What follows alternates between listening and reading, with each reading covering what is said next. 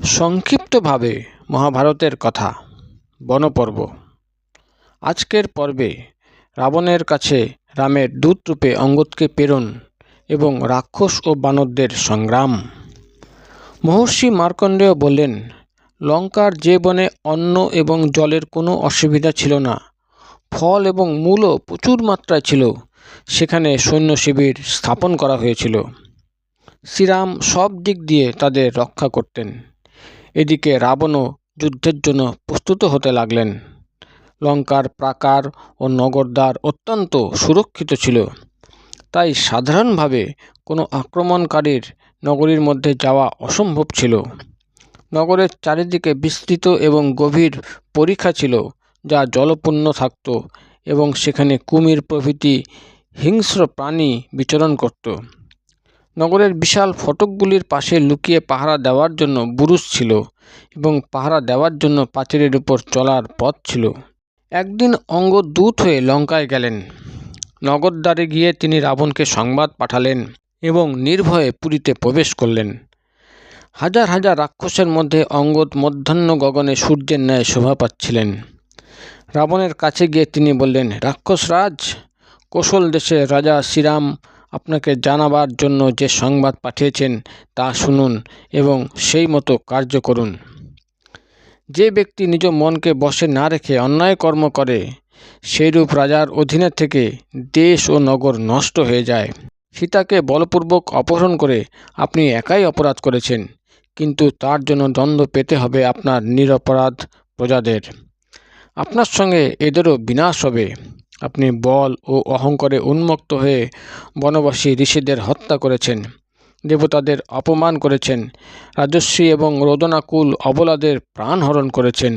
এখন এইসব অত্যাচারের ফল ভোগ করতে প্রস্তুত হন।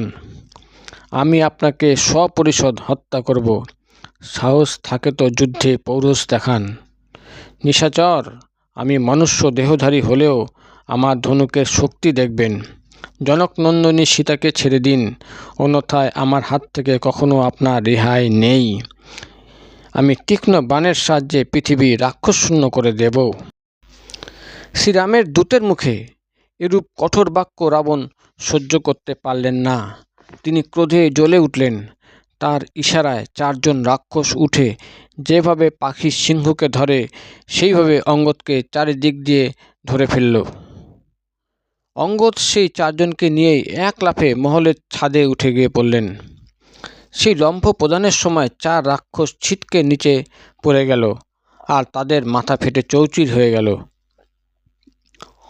অঙ্গদ মহলের শিখরে উঠে গেলেন এবং সেখান থেকে লাফিয়ে লঙ্কাপুরী লঙ্ঘন করে নিজ সেনাদের কাছে চলে এলেন।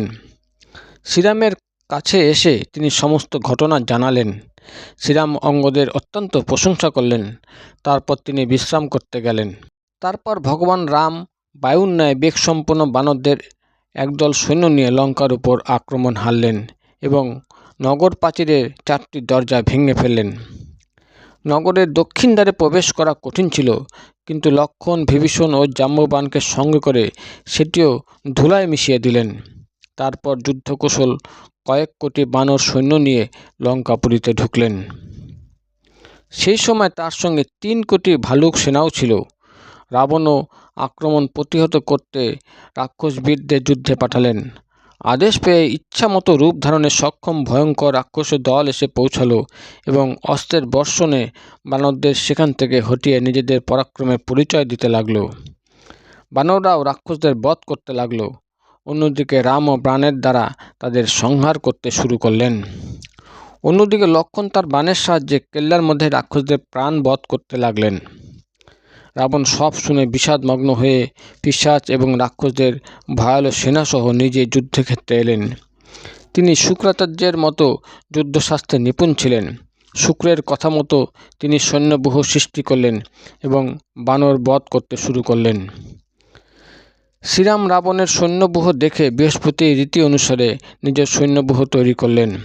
তারপর রাবণের সঙ্গে ভগবান রামের, ইন্দ্রজিতের সঙ্গে লক্ষ্মণের, বিরূপাক্ষের সঙ্গে সুগ্রীবের, নিখর্বটের সঙ্গে তারের, তুঙ্গের সঙ্গে নলের এবং পটুষের সঙ্গে পনশের যুদ্ধ আরম্ভ হলো।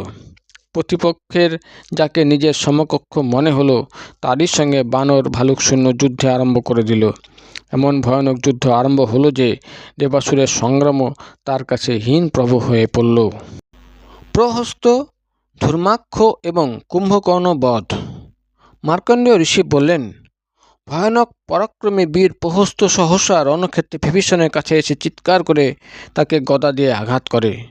বিভীষণ একটি মহাশক্তি নিয়ে সেটি অভিমন্ত্রিত করে প্রহস্তের মস্তকে মারলেন। সেই শক্তি বজ্রের ন্যায় বেগবান ছিল। তার আঘাতে প্রহস্তের মাথা ফেটে চৌচির হয়ে গেল এবং সে ঝড়ে নিপাতিত বৃক্ষের ন্যায় ধরাশায়ী হলো। তাকে বধ হতে দেখে ধূর্মাক্ষ নামের রাক্ষস তীব্র বেগে ছুটে এলো। তার বাণের আঘাতে বানররা এদিক ওদিক পালাতে লাগলো। তাই দেখে পবননন্দন হনুমান তাকে তার রথ, ঘোড়া এবং সারথিসহ বধ করলেন।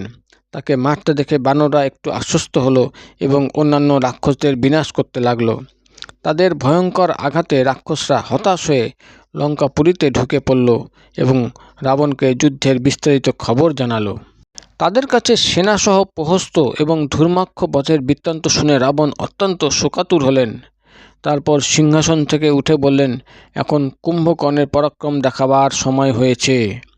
এই বলে তিনি উচ্চনাদে নানা প্রকার বাদ্যধ্বনি করলেন এবং বহু চেষ্টা করে গভীর নিদ্রায় নিদ্রিত কুম্ভকর্ণের ঘুম ভাঙালেন। নিদ্রা ভঙ্গের পর কুম্ভকর্ণকে রাবণ বলেন, ভাই কুম্ভকর্ণ, তুমি জানো না আমাদের কি ভীষণ সংকট উপস্থিত হয়েছে। আমি রামের স্ত্রী সীতাকে হরণ করে এনেছি। তাকে ফিরিয়ে নেওয়ার জন্য রাম সমুদ্রের ওপর সেতু বন্ধন করে এখানে উপস্থিত হয়েছে। তার সঙ্গে বানরদের এক বিশাল সৈন্যদল এসেছে। ওরা আমাদের প্রহস্ত, ধূর্মাক্ষ প্রভৃতি আত্মীয়দের বধ করেছে এবং অনেক রাক্ষসও সংহার করেছে। তুমি ছাড়া এমন আর কোনো বীর নেই যে ওকে হত্যা করতে পারে। তুমি বলবানদের মধ্যে শ্রেষ্ঠ, অতএব সুসজ্জিত হয়ে যুদ্ধে গমন করো। রাম, লক্ষ্মণাদি শত্রুদের সংহার করো।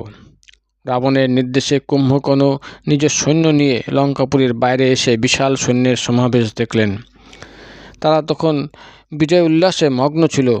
কুম্ভকর্ণ তখন ভগবান রামের দর্শন ইচ্ছায় এদিক ওদিক তাকাতে ধনুর্ধারী লক্ষ্মণকে দেখতে পেলেন। ইত্যবৎসরে বানররা তাকে দেখে চারিদিক দিয়ে ঘিরে বড় বড় গাছ উপড়ে মারতে শুরু করলো। কিছু বানর অস্ত্র দিয়ে তাকে আঘাত করতে লাগলো। কুম্ভকর্ণ এতে বিন্দুমাত্র বিচলিত না হয়ে হাসতে হাসতে বানরদের তুলে খেতে আরম্ভ করলো। বল, চণ্ডবল, বজ্রবাহু নামক বানর তার মুখে গ্রাস হয়ে গেল। কুম্ভকর্ণের এই ভয়ানক কর্ম দেখে বানররা ভয়ে চিৎকার করতে লাগলো। তাদের চিৎকারে সুগ্রীব শীঘ্রই সেখানে এলেন এবং একটি শালগাছ উপড়ে কুম্ভকর্ণের মাথায় আঘাত করলেন। সেই শালগাছ টুকরো টুকরো হয়ে গেল, কিন্তু কুম্ভকর্ণের বিন্দু মাত্র আঘাত লাগলো না। তবে এবারে তিনি একটু সতর্ক হয়ে গেলেন। তারপর তিনি বিকট গর্জন করে সুগ্রীবকে মুঠোয় ধরে নিয়ে চললেন। লক্ষ্মণ অদূরে দাঁড়িয়েছিলেন। সুগ্রীবকে নিয়ে যেতে দেখে তিনি তাড়াতাড়ি তাকে লক্ষ্য করে একটি শক্তিশালী বাণ ছুড়লেন। সেই বাণ কুম্ভকর্ণের কবচ ভেদ করে শরীরকে ছিদ্র করে রক্ত রঞ্জিত হয়ে মাটিতে পড়ল। শরীরে ছিদ্র হওয়ায় তিনি সুগ্রীবকে ছেড়ে এক বিশাল পাথরখণ্ড নিয়ে লক্ষ্মণকে আক্রমণ করলেন। লক্ষ্মণ সত্য দুই তীক্ষ্ণ বাণের আঘাতে তার দুই হাত কেটে ফেললেন। সঙ্গে সঙ্গে কুম্ভকর্ণের 4টি হাত হয়ে গেল। তিনি 4 হাত দিয়ে লক্ষ্মণকে আক্রমণ করলেন, কিন্তু সুমিত্রানন্দন আবারও তার 4 হাত কেটে ফেললেন। তখন কুম্ভকর্ণ তার দেহকে বিশাল বড় করে ফেললেন। তাতে বহু হস্ত, বহু পদ এবং বহু মস্তক দেখা গেল। তখন লক্ষ্মণ ব্রহ্মাস্ত্র দ্বারা তার দেহ চিরে দিলেন।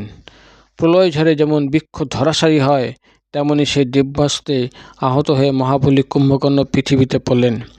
কুম্ভকর্ণকে প্রাণহীন হয়ে মাটিতে পড়তে দেখে রাক্ষসরা ভয়ে পালিয়ে গেল। এই যুদ্ধে বানরদের তুলনায় রাক্ষস অধিক সংখ্যায় বধ হল।